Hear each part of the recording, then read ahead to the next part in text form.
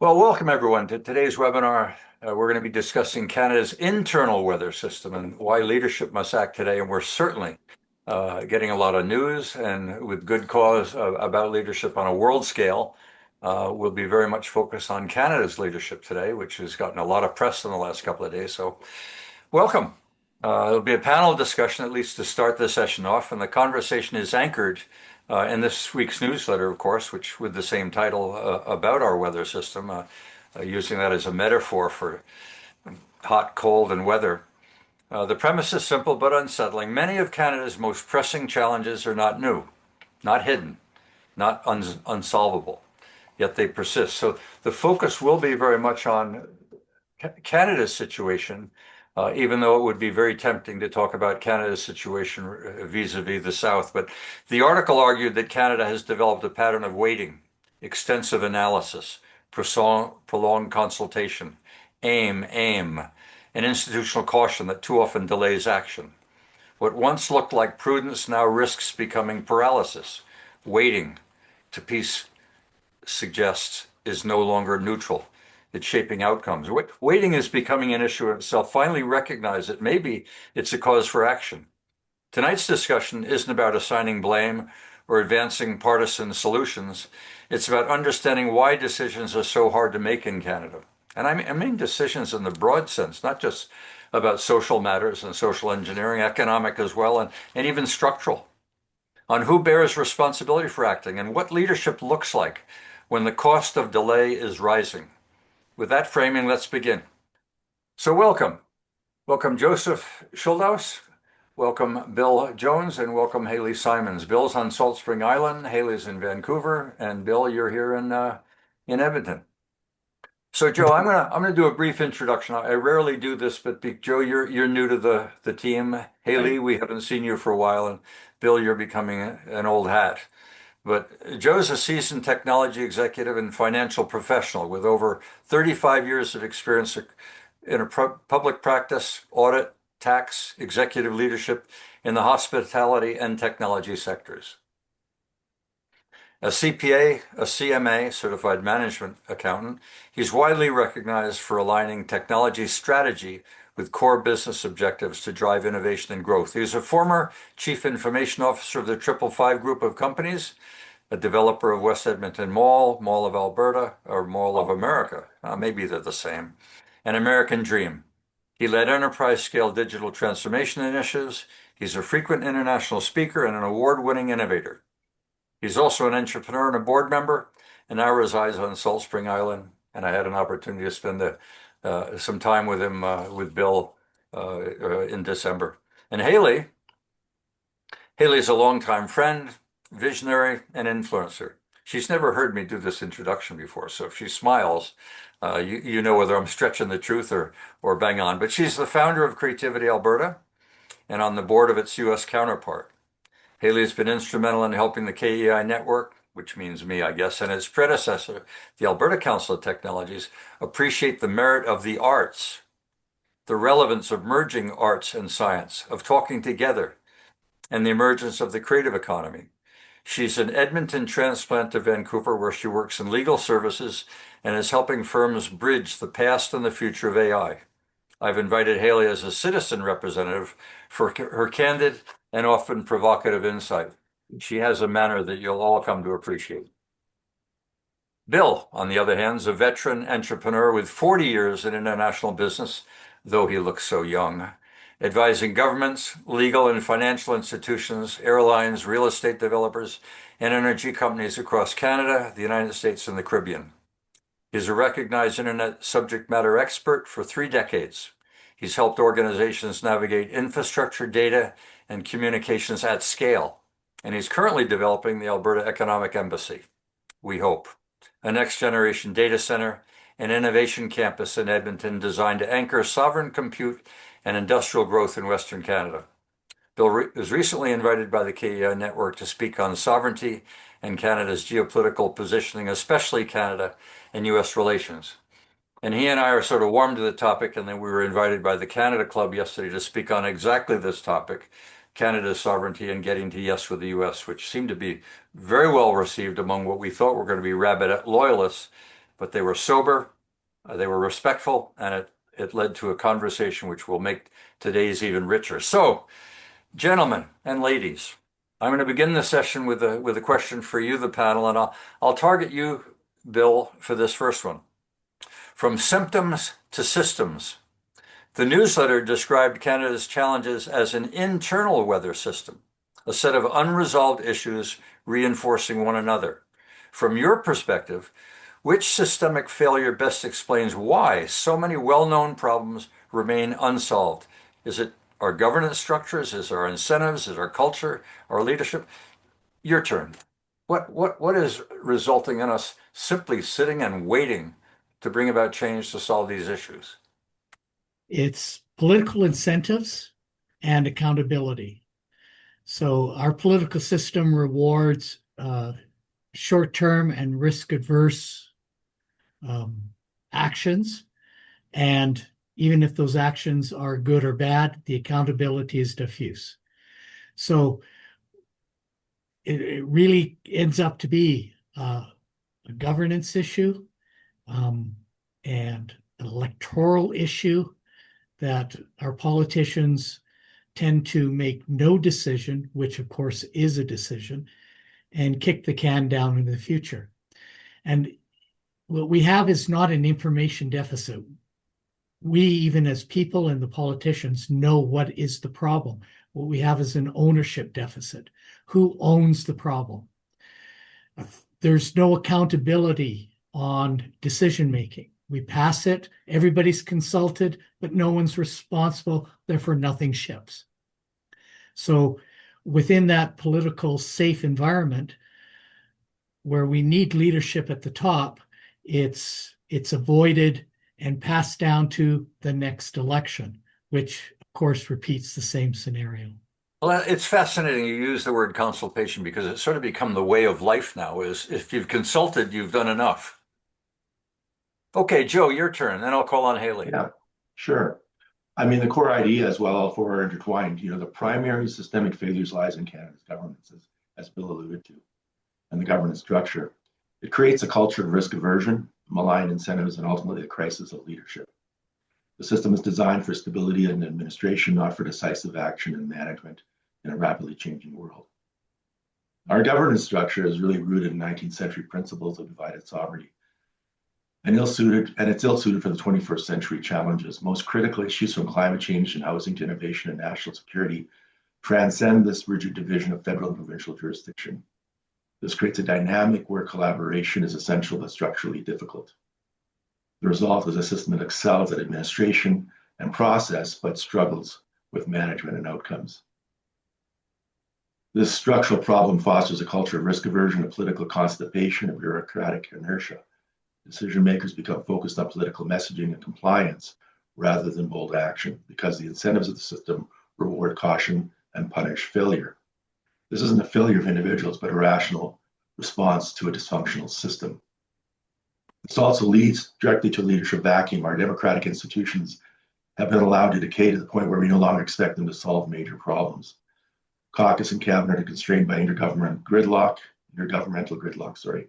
This combination of concentrated power and systemic paralysis means that even when a leader wants to act, the machinery of government is often wired to push back. Well, I couldn't agree with you more regarding that point that you make about risk aversion. And it would seem to me that our institution in itself is a mechanism for maintaining the status quo.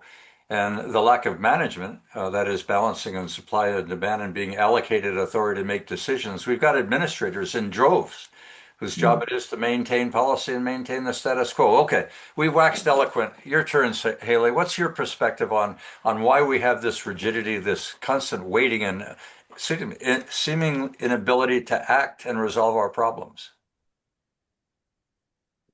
And you're muted. Am I muted? Not now. We're okay. I can hear you. You can hear me? Yeah. Good. Okay. I wonder, maybe the way you've put the question is it this or this or this? And I wonder whether it's not just one category that best explains any failing or failings, and maybe it's more like a well-rehearsed symphony of weaknesses that over time become systemic failures. And, you know, any musician knows, and Joe, you can back me up here, right, Joe? Yeah, Okay. yeah, sure. What you Absolutely. practice is what gets performed. Exactly. So of all these choices that you've outlined, Perry, in your question, really leadership is the only category that can override the others. So, and it kind of misses the mark to just make a generalized claim and toss it out that leadership is a systemic failure, because then as a citizen, I'm wondering, well, what about leadership is failing? And for me, it's often or usually just a lack of vision and deciding what future we are aiming at. And I hope that comes back with the other questions too.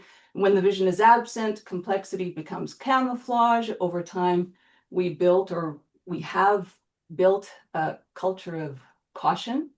And I think the effect of that is that every file turns into a perpetual triage style reaction. It's like you don't solve weather, you build for climate. And I wonder, what if the real systemic failure isn't competence, and it's that we can't envision what's actually worth building?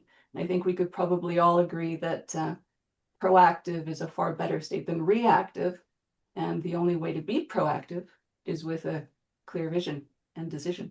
Well, bringing the word vision into the discussion is brilliant. I couldn't agree with you more. That it seems that Canada is either doing so well that it doesn't need a vision, and that in fact endorses complacency. You know, why change anything when you're doing reasonably well? Whether you deserve to do well or whether you've just inherited well because you've got a wealthy neighbor, a protective neighbor, you're living in a good neighborhood. Why the hell change anything? And why have a vision? Who needs vision? We're doing just fine. And that leads to this waiting as a choice, and just waiting it out. Everything's fine. Remember the sunny days story. Talk about putting a sign in the window. The sign in the window has been sunny days. So a central argument is that waiting and indecision is no longer neutral. There are some saying what we've been living through, we can no longer sustain. Canada is described as operating in a ready, aim, stuck on aim mode. And at what point does caution become a failure of, as you put it, leadership, Haley? And who's ultimately responsible for deciding when it is time to act? Is it the autocrat at the top, or is it a protest at the bottom? Let's start with you, Joe, on that one. Yeah, sure. Thanks, Barry. So your ready, aim, and metaphor perfectly captures the Canadian condition. We see this across multiple critical files. For example, our military is in a self-described death spiral. Short 16,000 personnel with readiness rates below 60% for key operational elements. This is not a new problem, but the result of decades-old decisions and a culture of reactiveness and unpreparedness. The decision to constantly underinvest and delay modernization was a choice. Think Aero. We're now facing the consequences of a more dangerous world. Wouldn't it be nice to have our own fighter aircraft and not have to debate whether we go with the F-35s or Sweden's Griffin? You know, it was a decision made long ago when we thought the status quo was going to remain forever. And I think now we're looking at it saying, was that the right choice in retrospect? Similarly, the housing crisis is a direct result of years of inaction and fragmented policy responses. Home ownership is now unaffordable for over 80% of Canadian markets. This didn't happen overnight. There was the cumulative effect of choosing to wait and hoping the problem would resolve itself rather than taking bold, coordinated actions on supply, zoning, and financialization, and ensuring our immigration policy aligns with the housing affordability and availability. Leadership fails when it becomes captive to the administrative state, prioritizing process over results. The point where caution becomes failure is when the evidence of mounting crisis is undeniable, yet the response remains incremental. Former prime ministers, including Mr. Dressup, as head of the government, held the ultimate responsibility to break this inertia. The immense power of the prime minister's office is paradoxically weakened by the decay of the very institutions needed to implement a bold agenda. A leader can decide to act, but if the cabinet is weak, Parliament is sidelined and this public service isn't geared for compliance, that decision may never translate into meaningful results. When your immigration policy priority is to gain more liberal votes at the exclusion of complementary housing policy, should we not be surprised at the mess we're in? Right off the cuff, Joe. Just Yeah. terrific. Haley, your view. Okay. So my take as a citizen, we live in this high noise, sound bite, polarized popularity contest culture. And when you ask who decides, I mean, leaders do by definition. So if that's actually a question that we have to ask, it's a little startling. In my area, if there's no decision date, nothing happens. All litigation has a date for setting something, and you need that plan. So anything other than that is wheel spinning. It's a leadership failure when it stops being due diligence and becomes just a camouflage and an avoidance of any bad consequence. It's a very childish avoidance, and the leaders are the ones who have to decide. And I think the good leadership will be able to get everybody on board and galvanize and again, bring in that vision, any plan that's well articulated. It will articulate what the risk is for. And I think that's the job of leadership, just solidly. Well, vision, if we're talking about leadership within government, decisions are often articulated as a vision during an election campaign. But the record seems to show that visions articulated during an election aren't being executed, but the public forgets. And maybe the politicians always believe and don't believe that the public will ever remember, which is really not the type of leadership that you want, that considers the public ignorant. Bill, your turn. So, speaking like a politician and putting our feet on the ground, leadership in politics, where does it fail? You have decisions that have high consequence, decisions that the outcome is out in the future. And with those two things, and a populace who is focused on short-term results leads to your leadership failure. So take a look at our fighter jets. That is exactly the case. It's high consequence. You're making a decision for the next 40 years of what our Air Force is going to look like. The ability to replace the current fleet will take a long time, beyond one election cycle, probably 3 election cycles. And so the decision of leadership there is no short-term win here.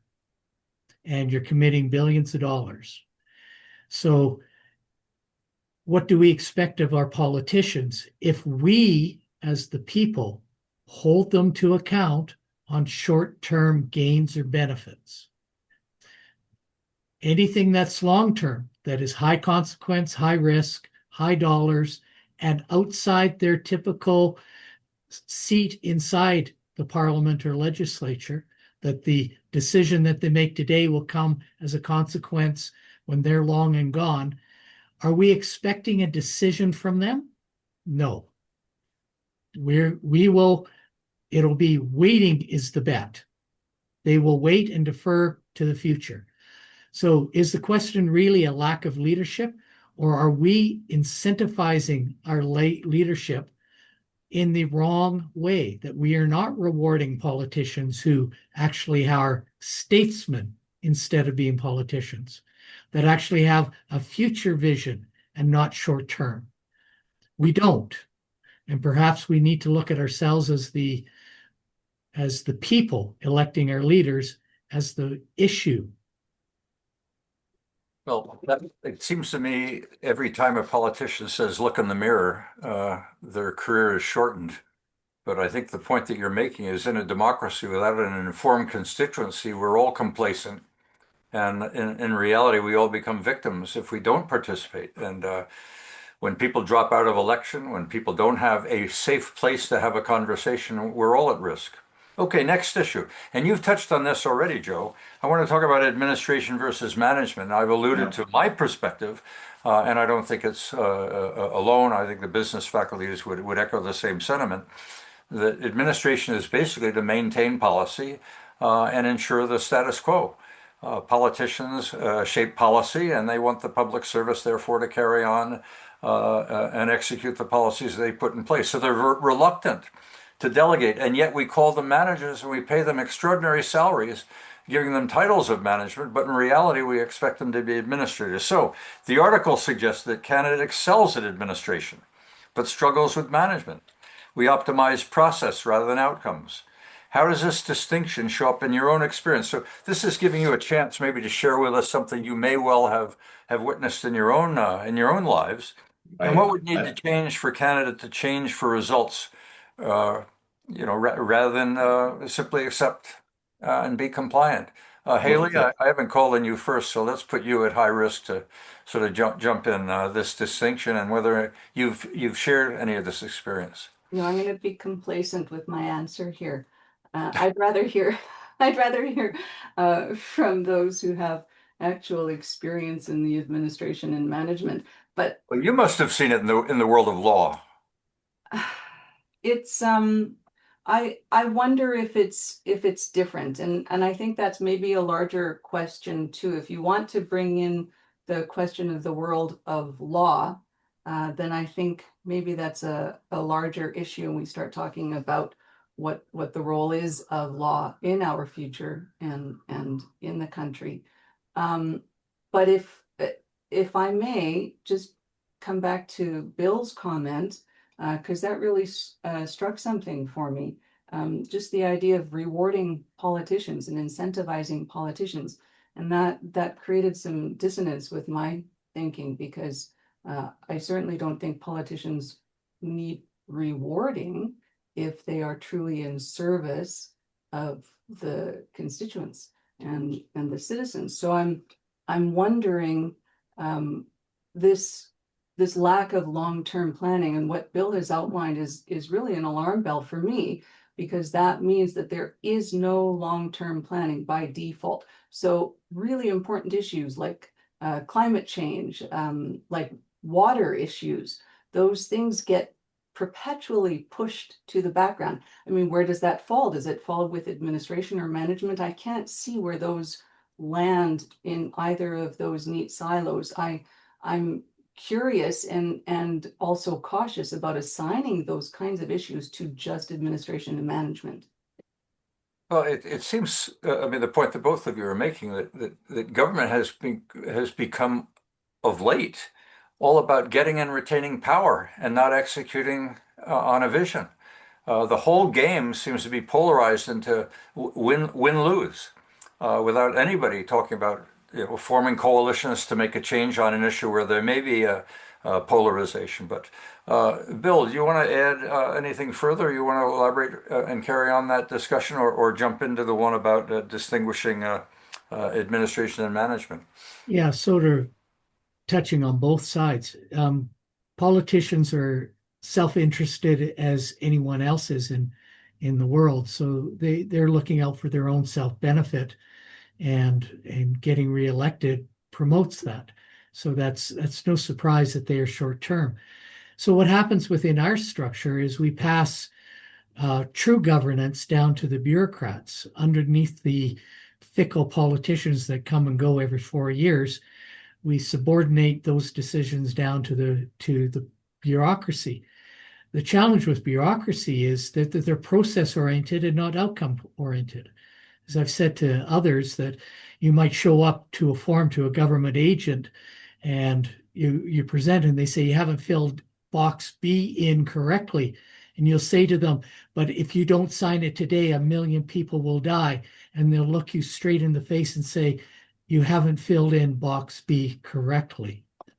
Bureaucrats are not outcome-based, they're process-based. And so there's our conflict. We can have all the vision you want up in the political area, but they subordinate their decisions down to the bureaucracy that's fixed within a process. And of course, we build in tremendous safeguards for, we call it transparency and all of that, and protection and consult and this and that, that suddenly our decisions that something that needs to be done urgently is 10 years out before we even get a shovel in the ground. So we really have a disconnect with incentives. Our incentives of the politicians is short term, and our bureaucrats are process. And hence the consequence, as far as the nation, is indecision. Well, some of these issues are not issues that the Joku public is necessarily going to understand, and therefore unlikely to protest. These are national matters that are far above the day-to-day interests of mom and pop from Rimby. And so it takes a government in order to take hold of these issues, whether it be climate change or production of defense or many of the issues we're facing in Canada, interprovincial trade. This isn't something that the General Electric's necessarily getting a handle on. So you need a government that plays a leadership role in grabbing hold of these issues and making a difference. But if mom and pop from Rimby don't even understand them, how the hell do you get a protest and get and drive change at a national level other than with an election or with another party? I'll stop there. Joe, your turn. Yeah, just a couple of core ideas, and then I'd like to share a personal experience that I think everyone should be alarmed at. The article suggests, the distinction between administration and management is really the difference between doing things right and doing the right things. Our public sector is a world-class administrator, but a poor manager. Really, that's the in a nutshell. Mm-hmm. To shift the managing for results, we need fundamentally rewire incentives, culture, and measurement. To Bill's point, the incentives are completely back-assward. Our bureaucrats are excellent at following rules, ensuring compliance, and managing complex processes. The problem is that these processes often become ends in themselves. Our systems are too complicated and too slow, and reform is needed to deliver priorities rather than just manage process. I'd like to share with you a personal experience that's very frustrating, and let me start by just letting you know my father passed away in 2023 at the age of 89 years. And in his life, he immigrated from Europe after the Second World War, built a company that employed up to 40 people at times, ran that company for 45 years, and put away almost every penny he could save. And he left a lot of that wealth to his family, to my stepmom, and to his 4 kids. In 2024, our state accountants had filed the requisite final tax return, including the T1 and T3s and other files. And then they filed an amendment a month later. This was in May of 2024. This is required, of course, to get a clearance certificate so that the actual estate can be dispersed to the family that is waiting on these funds. To this day, that clearance certificate has not been forthcoming. In fact, we filed a complaint with the Minister of Canada Revenue, and haven't heard back from him. But one of his staff is in fact following up. But the latest target for them getting the clearance certificate issued to us is June of 2026. So here we are, almost 3 years past my father's death. Money is sitting in a trust account with our lawyer. He cannot disperse those funds because we don't have a clearance certificate. That money is not earning anything, so the opportunity cost is rising every day. And we can't seem to get any attention at the CRA to get this done. I could share with you the correspondence. It is frightening how little they really know what's going on. They keep asking for the same information. 3 times they've been asking for executor permission. Who's the executor? 3 times. Why the hell do they need to ask this 3 times? They don't keep records properly. They don't know what to do. It's frightening. For a country that expects its taxpayers to file taxes religiously by the 30th of April and pay your taxes without penalty, they seem to have no commensurate responsibility to ensure that if money is owing you, that there's any urgency in getting that money to you. None. No accountability, no sympathy whatsoever. Anyway. A point that you're making, and I'm going to generalize it to service. Yeah. Whether or not it be the service at the level of the CRA, whether it be service at the level of education, whether it be service at the level of healthcare, the suppliers are in charge in Canada. The consumer is secondary. The consumer's frustrations are irrelevant, but the supplier's frustrations prevail. It's as if we're still building a nation, and it's important to build supply. And if we get supply, we can then start paying attention to why we put it together in the first place. I am stunned at how often I hear stories like your own across the public service sector in general. Okay, I'm going to leave that alone. Haley and you might talk about with some of Haley's background, and she might have something to say on that topic to you offline. I know she would just be itching to give you a helping hand on that one, Joe. I'm going to jump into the private sector. Much of this discussion has focused on leadership in government, and that really wasn't the intent, because many of the issues we're talking about also prevail in failing organizations. When Canada is very strong at discovery. I mean, its research universities are well known worldwide, and yet we're very weak at commercializing and addressing productivity. That is, the pipeline from research to commercialization we seem to have a moat around our research structure, and it's often due to risk aversion. Again, a point you were making earlier, Joe, of generally being risk averse. Maybe we don't want to go out into the cold. I don't know. And protection of the status quo. Is this mainly a policy problem, an institutional problem, a cultural one? What would constructive risk-taking look like in Canada, and is it about time? Bill, I'm going to ask you to start out on the commercialization thrust. You're absolutely correct. We have built systems in Canada where failure is absolutely punished, but not non-delivery is tolerated. So we don't have the same failure mode that we do on the systems we create on the outcomes. If the outcome doesn't happen, you get a pass. And so in Canada, that's dominating. And so, as you exactly pointed out, we're great at discovering things, but then we don't move forward to the actual economics and delivery to a product. We leave it to other countries or other locations to do that. And then we end up, instead of being a supplier to the world, a buyer from it. And so we end up to be trapped within a resource economy. We, whether it's our oil, agriculture, or even car manufacturing, we're only building things we're leaders in so much, especially in technology and other things, but we leave it to our good friend in the South to be able to turn it into a product. And that's a real serious deficit within the Canadian mentality. And I'm sorry, Perry, I really don't have an answer to correct that. Well, sometimes, go ahead, Joe, maybe you've got an answer. Interject with one thing. I mean, we talk about the service model that the government has. Where I think they need to start looking is at how AI could be put to use. For example, let's say for the CRA as an example, why not take every tax return that's filed and run it through a CRA and have it do the assessment in parallel with the current model of being done manually? After a period of time, compare those outcomes.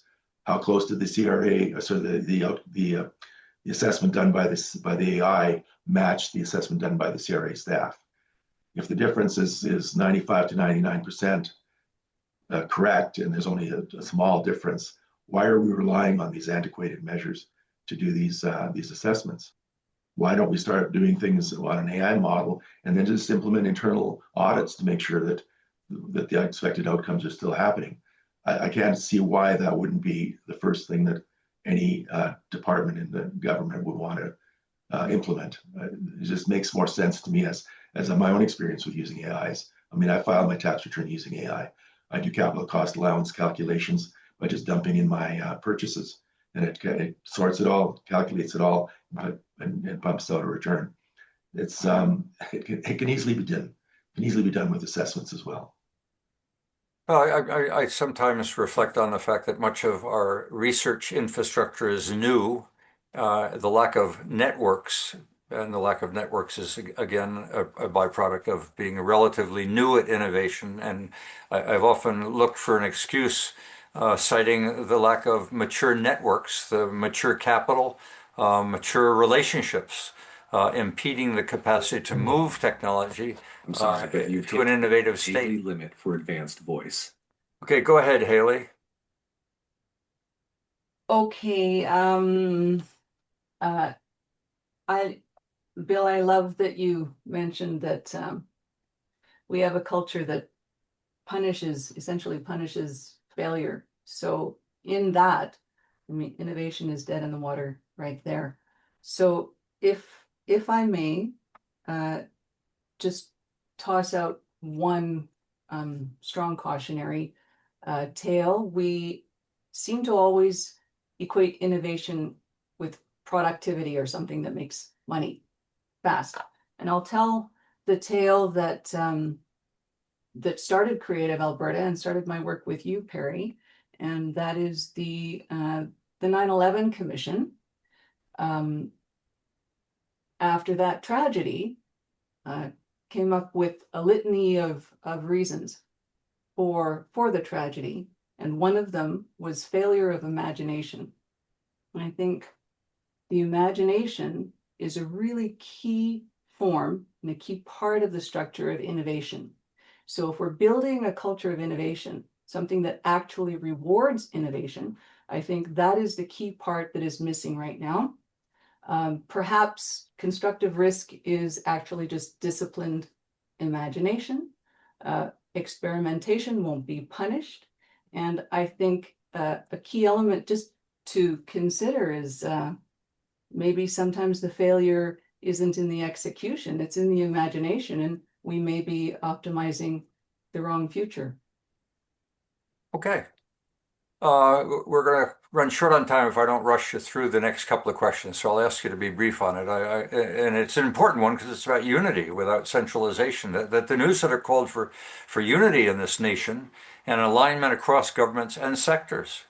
That's horizontal and vertical, but explicitly warns against a reflexive centralization or autocratic option in order to get things moving again. How can Canada coordinate action while still empowering decentralized decision making, which means bringing people together to get consensus and moving, but moving with some degree of swiftness? I think we saw that in Davos just the last few days. Is there a way to get that shift beginning? Joe? Yeah, I mean, Canada's product of crisis is stark, and our GDP has really been falling. We lag 30% behind the United States. I think we're really challenged in turning ideas into scaled commercial successes. It's a cultural problem. It's a deep-rooted aversion to risk in our business community. You know, you look at Elon Musk and his exploding rockets, as the media often refers, as though that's some sort of a failure. And yet, every time that rocket explodes, he learns something about why it didn't work, and in the next launch is better, and the next launch is better, until ultimately he succeeds. And I think in Canada, we have this aversion to failure. We think that, oh my God, you know, the exploding rockets of Elon Musk is something that we need to avoid here.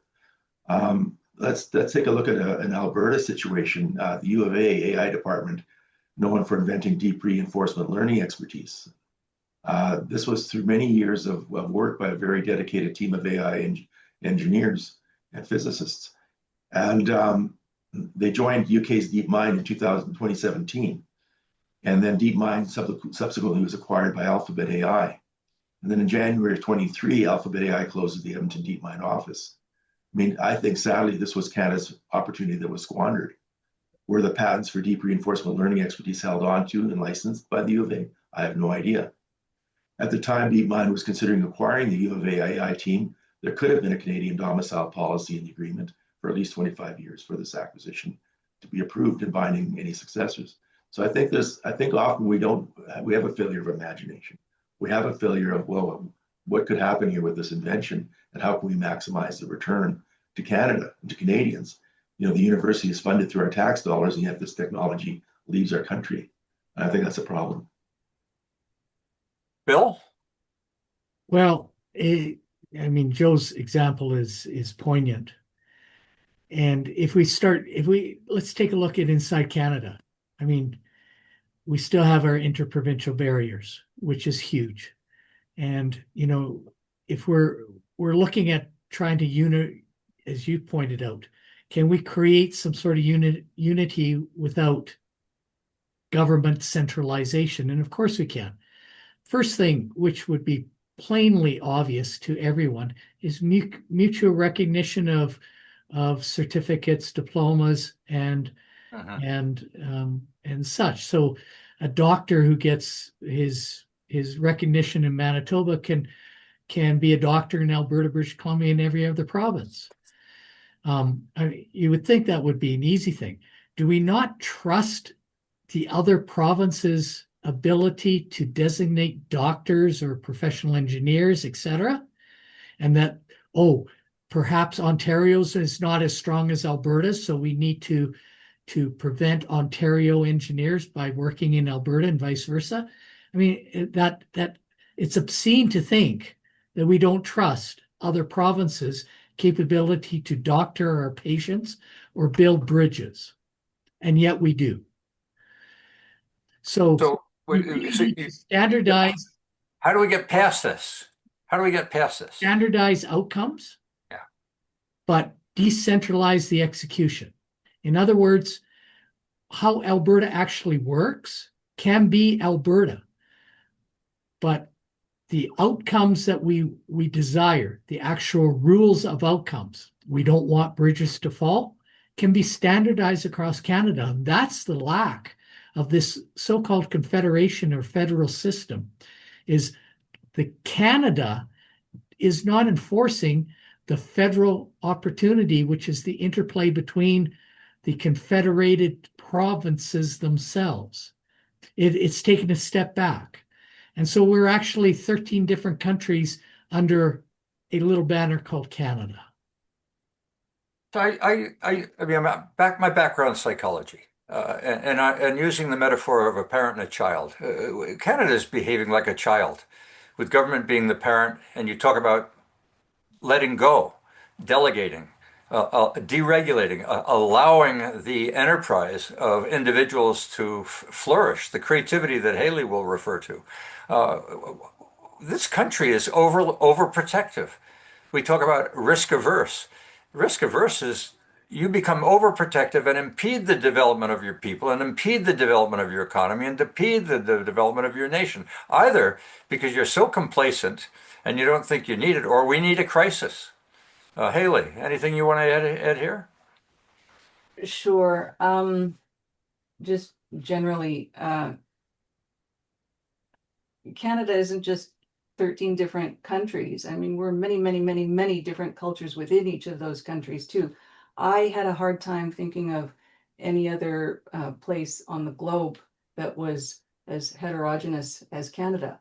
And within each of those provinces, to say that Alberta is a particular way and Quebec is a particular way, or New Brunswick is a particular way, is not actually fairly based on a homogeneous population. That's a false narrative, and I think we're falling for somehow this is a clear power structure issue, and people are vying for some kind of control. I don't think unity means uniformity. I think there is a common ground. There is a shared floor. There's fairness. Everybody in every mediation situation, there is always a shared outcome. In this case, and I think it would behoove us to bring in Canada within this international context right now. I think it might be a mistake to have this conversation outside of the reality. And we're actually talking about this relationship right now. So if it's really fundamental that we get this relational power structure at least discussed and out in the open, and figure something out. And Perry, like you said, it's childish. And Well, I mean, a parent would say it's time for a frank conversation. We as a family have a problem, and we aren't acknowledging that problem. We have the signs in the window that all is well, sunny days are here, we're all prospering, all will be well. We don't understand the fragility of our future and the risk to our children, not just debt, but the whole infrastructure on which this nation is built on a public sector myth that somehow service is happening. Service is not happening, waiting is happening. And we've become that culture. That's what this article was really all about, that waiting has become a policy. And at some point in time, a rupture or an eruption, forget at that international level, it could happen internally. Barry, you have a point you'd like to make. The comment is one you've heard and actually listened to about the valley of death in two success stories from an industry that plays at best third fiddle in most of the minds that are on this screen. And the first one is the story of why the irrigation system in southern Alberta produces the best French fries in the world. Yeah. And the average Albertan doesn't understand that. And also, we built an industry that's bigger than the wine industry in British Columbia, but we brag about that. And it just is too bad. But our culture, you're right, Perry, our culture is working against us constantly. I had politicians that I reported to in my day saying the bureaucracy was getting too involved in trying to deliver what the politicians wanted. Hi. And they wanted a role in delivery. The politicians did, because it got more visibility. Right. That has stayed with us. But I don't know how we break this attitude. I could go through, and I don't intend to spend more time than somebody else that has probably something more positive to say. But I don't know how you attack a culture that the 10 years I was trained in the US by the biggest multinational in the world at the time in our field, said that we new ideas, we had to get them out on the street, new IP, get it out on the street and into consumption, and those that are going to fail have to be rushed to failure, and we will celebrate that. And I came home to Canada and got laughed at because of what's been talked about earlier about our culture of we don't celebrate failure. What's happening right now, and I don't blame them, but the data on the street recently is that we're losing our researchers. We all need to worry about that, because they're given better opportunity and better quality of life, and depending on their culture, like the Chinese going back to their mainland. And why is China getting ahead of us on research? Well, it's because they give their researchers more opportunity to actually do things positively. Well, I mean, the general tenor of discussion has been somewhat negative, and that is that we need change. We need change in the sense that we need to start acting and addressing some of the internal problems that have prevailed in Canada for way too long. Problems that are not necessarily well understood by mom and pop from Rimby, but well understood for those that look at politics and look at the nation's issue as a whole. Sometimes provincial leaders will stand up and then they're pushed back down again, as if somehow an attempt to rise and address an issue, even going to visit a president of the United States is. Go ahead, Kieran. So I mean this kindly and observationally, and forgive me if I offend you, but I'm listening to this room of, from my perspective, essentially older white men with the exception of Haley. Thank Well, you. there's a few women that are shy sitting on the sidelines, but go ahead. Yep. Okay, very, very well. But and bemoaning our current environment. And I'm like, literally, the thought going through my head is, dudes, aren't you the ones that perpetuated this environment? So tell me what you're doing now to change it. Because I will say, and trust me, I feel your story, Joe, about not being able to close the estate. I hear that. But if you think that other people aren't experiencing something similar, they definitely are. Oh, You know? I don't doubt it. I'm not suggesting that. But Yeah, and so Kieran, isn't that the point? Each of us have a story, and the general tenor of discussion is we have problems that we're not acknowledging at a political level. Or are you saying we really don't have problems? no, I'm saying that yes, these problems exist. I feel like the people we've decided to target, when we talk about the stacks or categories, are administrators, managers, leaders. And I just want to highlight, because I feel like it's really not visible to this group, that those managers and administrators are currently, at least in the federal system, in droves receiving layoff notices. So when you're talking about an environment that accepts failure, an environment that's focused on outcome, regardless of whether you think this is a good idea or not, I can assure you that an environment that is currently receiving tons of layoff notices, guess what they become? Guess what's the first thing they become? Entrepreneurs. No, risk adverse. Why not? That whole system in is Calgary, just going to double down on its risk aversion. I'm confused, Kieran. In Calgary, they lay off 100,000 engineers and they become entrepreneurs and diversify the economy. And you telling me in the federal government, when they are laid off, they all go on welfare?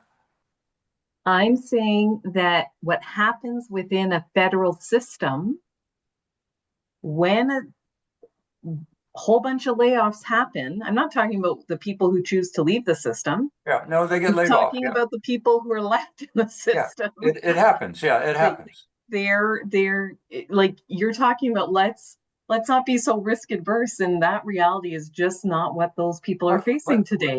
What's wrong? What's wrong with 100,000 people being laid off? They have a responsibility to then. Because you know what? I'm like, why are we picking on Mon Pa and Rimby? I mean, they probably know more shit than I do, right? Like, Yeah. They, excuse my language. They because it's probably their grandkids or their third cousin that doesn't have work right now. Yeah. Do you know what I mean? So what should you do? What should you do then? I shouldn't be swearing at this group of people, because you're probably the group of people I need to reach out to when I want to find a job after I have no work. Yeah, right? That's what a network is. That's the first thing you do is you go to your network. But you take your skill set. Yeah, if I go to you and be like, hey, guys, guess how many times I failed? Want to hire me? Like, no, I'm looking at Barry with his Oilers shirt. We've lived through the decade of darkness. We love winning. Don't tell me we don't love winning. Tell me what we've done to change that we don't enjoy winning. Tell me what we've done to change that says, okay, yeah, this is okay. We've done nothing of that. And don't even try to BS me and tell me you guys are okay with the Oilers losing. No one is. We all like.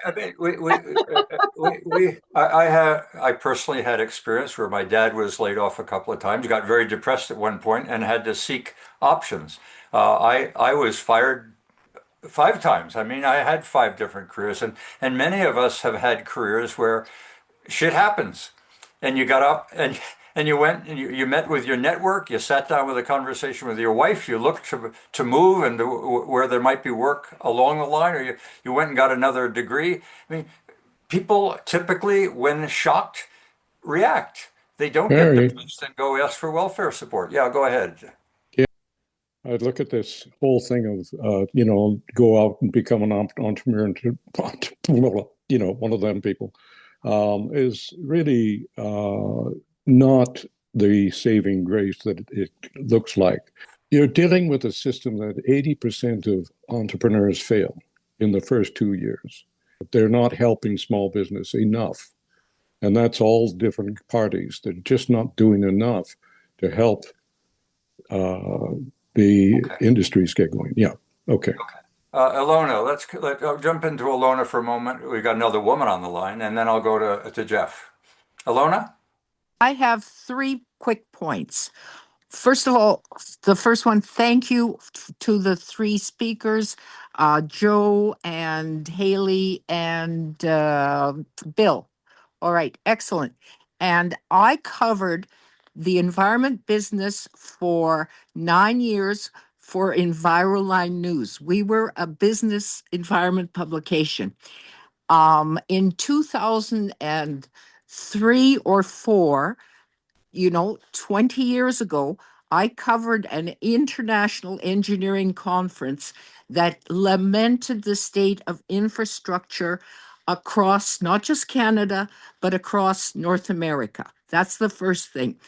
The Minister of International, not international trade now, was Minister of Interprovincial Trade.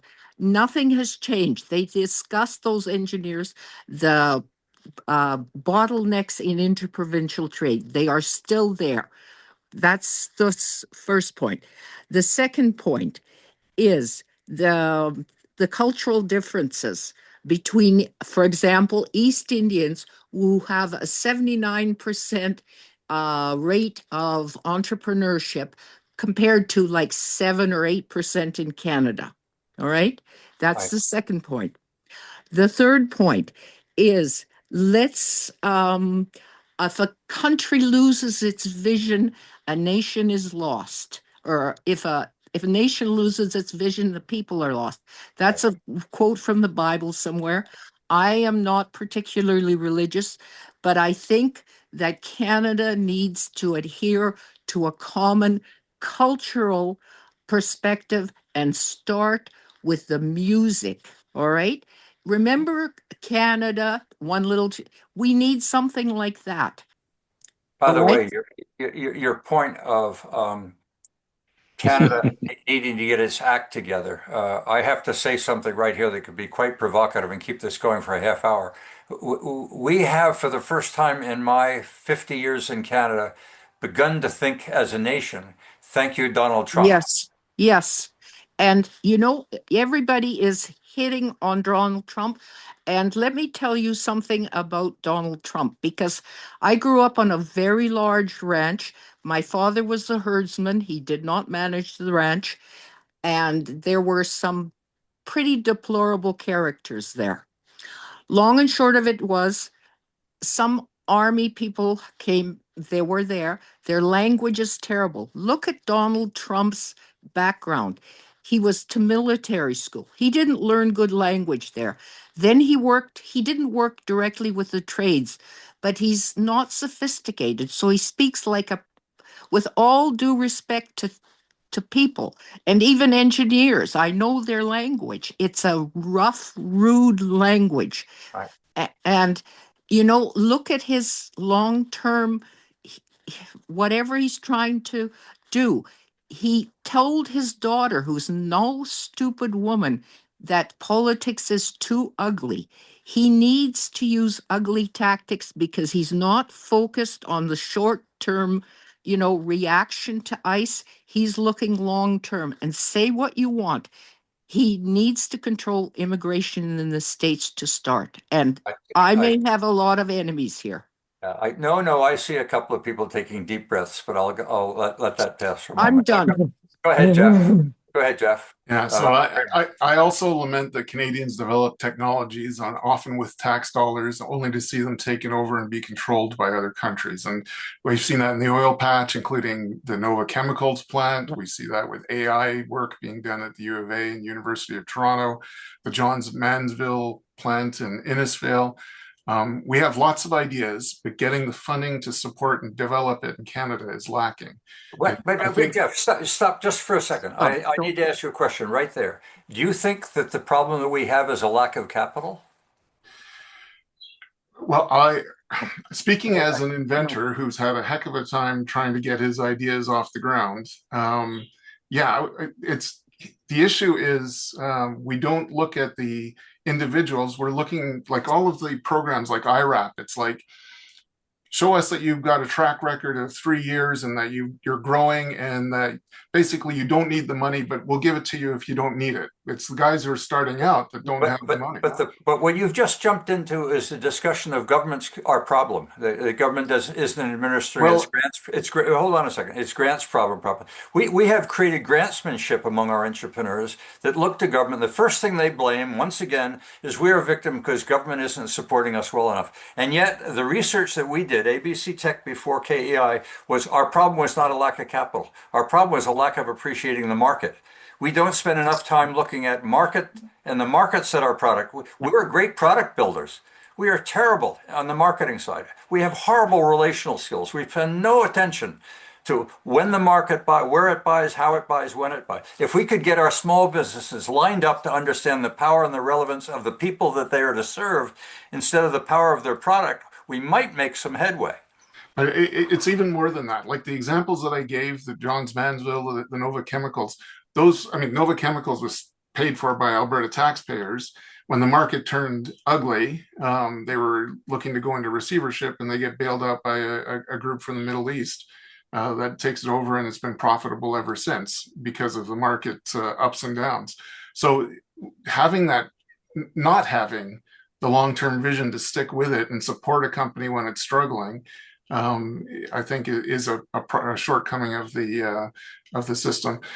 And also, going back to what I was saying, obviously, if we can get some support for the individuals who are, I'm an ideas guy. I'm not necessarily a great businessman. I'm not, I don't know about getting the investments. I don't know the legal aspects, but I've got the ideas. Okay, so to stop right there. So Jeff, have you been searching for partners as much as you've been working on product development? I do post stuff on LinkedIn with strong hints, yes.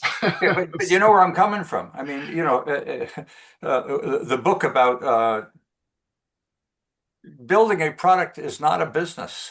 Until you have a customer, you don't have a business. And so spending time on where do I get my financing, where do I get my market? I mean, that's typically achieved through a partner. There's often an administrator or product developer, but there's that salesman that makes that company work. And so maybe those like you who come out of university with great product knowledge and engineering need to partner with people who understand market and market forces. That's what I talk to Tom about all the time. Bill, I see, Joseph, I see you smiling here. I'm looking for some reinforcement. Yeah, well, great. So that's part of the reason why I'm talking to this network. Yeah, I know, and I'm picking up on it. And my point isn't to be negative or to be critical of you, but to say, as I would to Kirian, I would love to have someone ask me the question because I'd make a referral in a minute. Yes. I've been around long enough to know where there are pieces to help people, but we don't have enough places where that networking occurs so that people like you can ask the question, get that referral, and get on with it. That requires mature networks, and Canada is very weak in building those mature networks that enable an idea to flourish and to move. Go ahead, Ilona. So, apropos of failing early, do any of you know Joe Lukash from CTAC, the Canadian Environmental Technology Alliance Council? And one of the things that he said all the time, he said, find a pain point. And what all of you have identified is that pain point, that regulatory pain point. And a little bit about me, if I may just, share a couple of details. But Ilona, the pain point is supposed to be a customer in need, not a pain point is my product doesn't work. We spend so little time on understanding the customer, on understanding the market, and so much time about my product is a winner. I got a winning product. Everybody should be buying it. Government, give me money for my product. No, because if you go back, the thing about Joe Lukash was he was an imagination guy, disciplined imagination. That was Haley's term, which is an excellent term. What What Canada needs is that celebration of imagination combined with, link it to that the money pool. And money is not a problem if you've got some good ideas. Well, it's more than a good idea. If It's someone yeah, bringing me a good idea, my first question is, what have you done to understand the relevance of the market and the readiness and the appetite? Where is the pain point you're trying to solve? but you see, the education system teaches you a kind of rote learning. It doesn't teach you interdisciplinary skills to think out of the box. It's not just the education system. The culture, as we've talked about Yes. earlier, is very risk averse. And I think it's because of the weather. Joe, I want to thank you for your insights. I mean, you're fresh to the table. I welcome you back at any time as a viewer, maybe for a topic again in the future. Haley, delightful. You never disappoint. I'm delighted that you joined us, and you bring a fresh perspective. I appreciate that. And Bill, as a friend, you never let me down. So thank you all. Thank you, audience. We can carry on this conversation